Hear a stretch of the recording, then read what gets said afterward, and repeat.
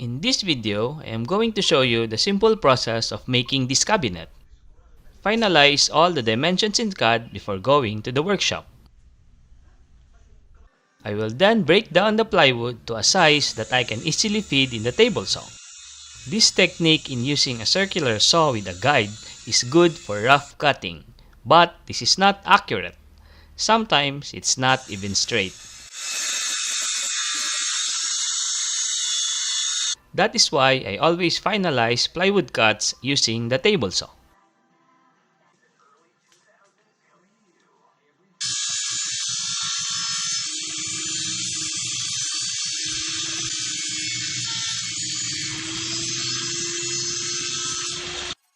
Assembly is easier if you have an assistant, but if you don't, then you should invest in long clamps. Long clamps like the one I am using is very helpful in assembly.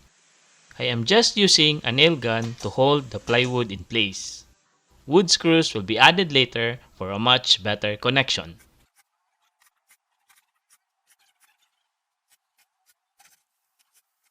Making the drawers is the same process.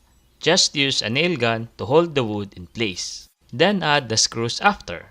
I found that this is a much faster workflow. Before painting, assemble the drawers to its final position, then check for clearance gaps. I prefer fixing clearance gaps without paint rather than with paint.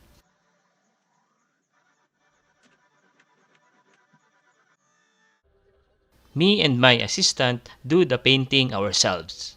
As a woodworker, it's always a good idea to learn how to paint properly. If you know how to paint, then you know how to estimate the cost of painting. This last stage of painting is not necessary. The use of foam roller is already good enough for your top coat finish. But since I have some extra paint, I decided to spray paint the last final coat. There are many good painters I know who doesn't know how to use a spray gun properly.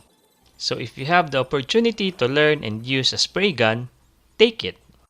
There are so many things you can do with a spray gun, and you will have an advantage in your painting skills.